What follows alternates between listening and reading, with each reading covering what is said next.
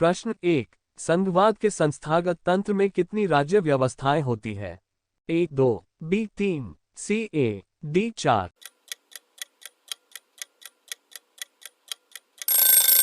आपका सही उत्तर है ए।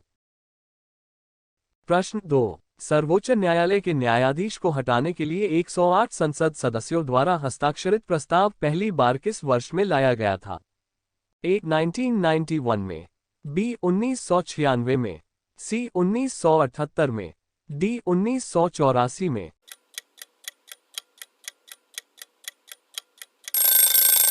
आपका सही उत्तर है ए। प्रश्न 3। पंचायती राज संरचना में कितने स्तर होते हैं? ए 2, बी 3, सी 5, डी 4।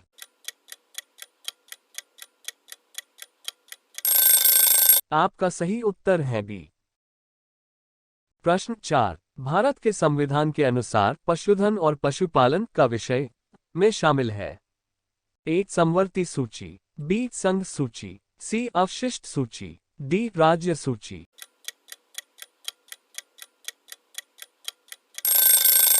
आपका सही उत्तर है डी। प्रश्न 5। भारत के संविधान के किस अनुच्छेद में कहा गया है कि भारत के क्षेत्र में सभी प्राधिकरण, नागरिक और न्यायिक सर्वोच्च न्यायालय के सहायक के रूप में कार्य करेंगे? ए अनुच्छेद 137, बी अनुच्छेद 144, सी अनुच्छेद 121, डी अनुच्छेद 157।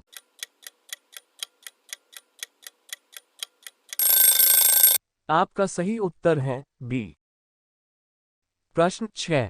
लोकसभा में किसी विशेष दिन पर चर्चा के लिए स्वीकृत मौखिक उत्तरों के लिए तारांकित प्रश्नों की अधिकतम संख्या कितनी होती है? ए 12, बी 15, सी 20, डी 10।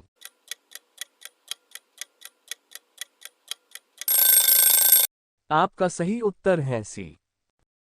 प्रश्न 7। राष्ट्रपति के चुनाव से उत्पन्न सभी संदेहों और विवादों की जांच करने और निर्णय लेने का अधिकार किसको प्राप्त है? ए दिल्ली के उच्च न्यायालय को, बी राज्यसभा के सभापति को, सी लोकपाल को, डी सर्वोच्च न्यायालय को।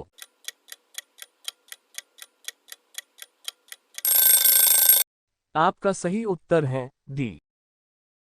प्रश्न 8। राष्ट्रपति लिखित रूप से किसको संबोधित करते हुए अपने पद से त्यागपत्र दे सकते हैं?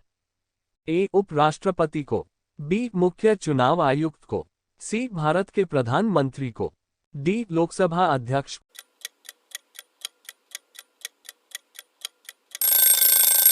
आपका सही उत्तर है ए।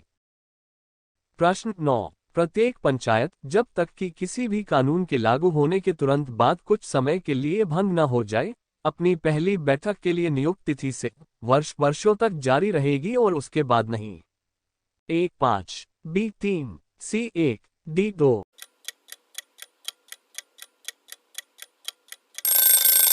आपका सही उत्तर है ए। प्रश्न 10। भारत के संविधान का भाग स्पष्ट रूप से राज्य से निम्नलिखित में से किसके प्रति सुरक्षा देने की आशा नहीं करता है? ए समान कार्य के लिए समान वेतन, बी आजीविका के पर्याप्त साधन, सी धन और उत्पादन के साधनों का कोई संकेंद्रण नहीं, डी नौकरी पेशा महिलाओं के लिए मातृत्व अवकाश।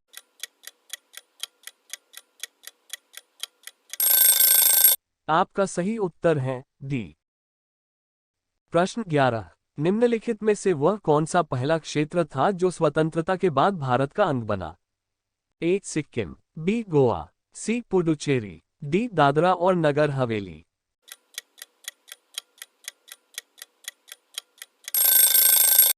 आपका सही उत्तर है डी। प्रश्न 12। भारत के सर्वोच्च न्यायालय द्वारा की गई व्याख्या के अनुसार फोन कॉल का दोहन टैपिंग संविधान के अनुच्छेद में प्रदान किए गए मौलिक अधिकार का उल्लंघन करता है? ए 21, बी 25, सी 24, डी 22।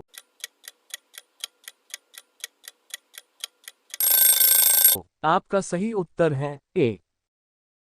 प्रश्न 13। उत्तर प्रदेश से राज्यसभा में कितने सदस्य नियुक्त किए जा सकते हैं? ए 39, बी 31, सी 18, डी 22।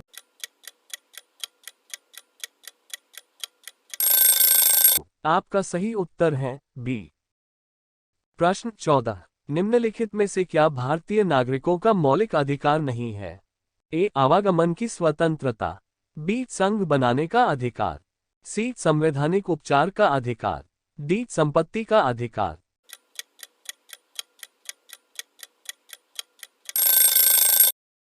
आपका सही उत्तर है डी।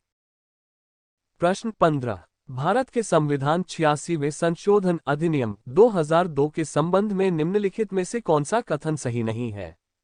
ए. इसने अनुच्छेद 45 के अंतर्गत 6 वर्ष से कम आयु के बच्चों के लिए आरंभिक बाल्यावस्था देखभाल और शिक्षा का प्रावधान बनाया।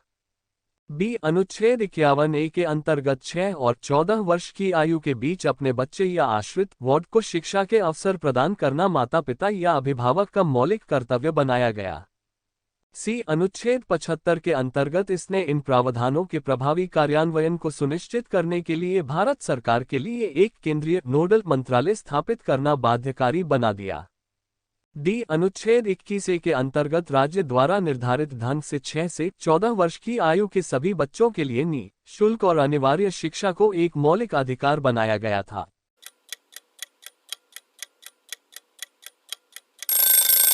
आपका सही उत्तर है सी। प्रश्न 16, उच्चतम न्यायालय के पहले न्यायाधीश का नाम बताएं जिनके खिलाफ स्वतंत्र भारत में संसद में महाभियोग का प्रस्ताव पेश किया गया था।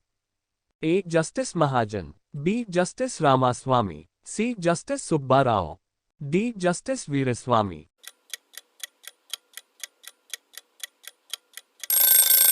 आपका सही उत्तर है बी। प्रश्न 17, भारतीय संविधान का कौन सा अनुच्छेद सभी नागरिकों के लिए समान न्याय और मुफ्त कानूनी सहायता को प्रोत्साहित करता है? A. 32A, B. 48A, C. 39A, D. 43A।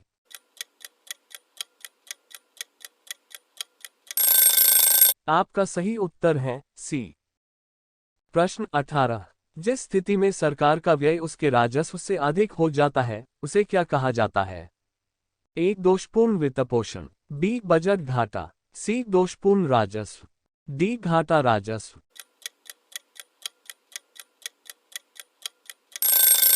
आपका सही उत्तर है बी। प्रश्न 19, मणिपुर, मेघालय और त्रिपुरा के अंतर्गत राज्य बन गए।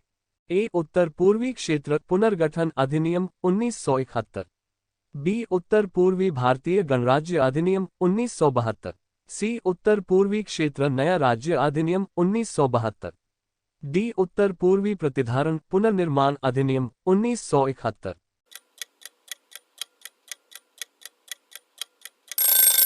आपका सही उत्तर है ए। प्रश्न 20, भारत के संविधान के किस अनुच्छेद के तहत राष्ट्रपति द्वारा एंग्लो इंडियन समुदाय के सदस्यों को लोकसभा में नामित किया जा सकता है? ए. 330, बी. 342, सी. 326, डी. 331।